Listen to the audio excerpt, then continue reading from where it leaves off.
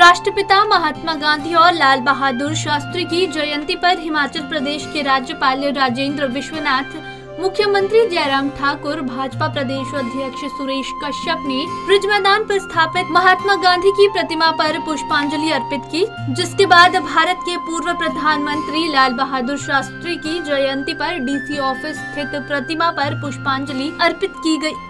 इस मौके पर राज्यपाल राजेंद्र विश्वनाथ ने कहा कि राष्ट्रपिता का जीवन हम सबके लिए एक संदेश है। उन्होंने भारत माता के प्रति अपना पूरा जीवन समर्पण कर दिया था। हम सबको उनकी जीवनी पढ़नी चाहिए। उनका जीवन ही संदेश है और हम क्या बोल सकते हैं।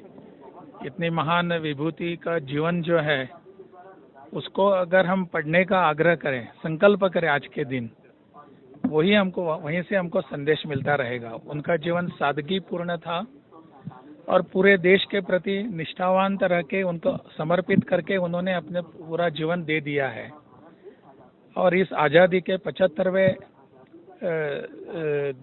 वर्ष में मुझे लगता है उनके इस सादगी और भारत माता के प्रति समर्पण भाव, इसको हमने अगर संजोए रखा, उसको हमने अगर अपनाया, वही मुझे लगता है अपने सब लोगों के लिए, सब हिमाचल प्रदेश वासियों के लिए वही उनका जीवन संदेश रहेगा। वहीं मुख्यमंत्री जयराम ठाकुर ने कहा कि भारत की दो विभूतियों का जन्मदिन एक साथ होना हमारे लिए सौभाग्य की बात है। उन्होंने कहा कि महात्मा गांधी के जीवन से हम सबको बहुत कुछ सीखने को मिलता है। उनके जीवन से नई पीढ़ी को भी सीख लेनी चाहिए। देखिए, हमने आज का कार्यक्रम बहुत भव्य कार्यक्रम हमने प्लान किया था और जिसमें गांधी जी के जीवन से संबंधित बहुत सारी शिमला की उनकी यात्रा और शिमला के संदर्भ में जिन लोगों से उनका मिलना हुआ उसके बारे में, और उसके साथ साथ में एक बहुत बड़ा इवेंट हमने आज रखा था, लेकिन कोड ऑफ कंडक्ट लगने की वजह से हम उस कार्यक्रम को अब नहीं कर पा रहे हैं। वो एक स्थिति आई है। हम आने वाले समय में सोचेंगे, जो हिमाचल प्रदेश के हमारे स्टेटहुड के 50 ईयर्स कंप्लीट होकर के 51 ईयर्स में हम प्रवेश हुए हैं। इस संदर्भ में जो हमने कार्यक्रम रखे थे उसमें से एक कार्यक्रम आज का कार्यक्रम 2 अक्टूबर का था, तो वो कार्यक्रम आने वाले समय में हम करेंगे।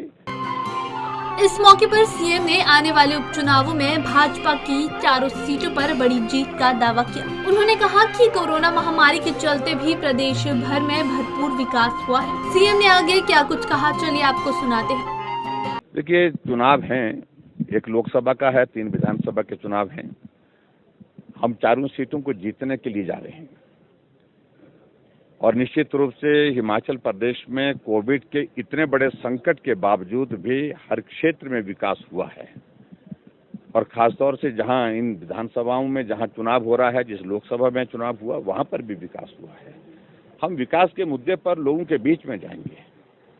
हमारी सरकार का 4 वर्ष का कार्यकाल पूर्ण होने जा रहा है और अभी तक हम इस बात को कह सकते हैं कि प्रदेश सरकार के खिलाफ कोई ठोस मुद्दा विपक्ष के पास नहीं है।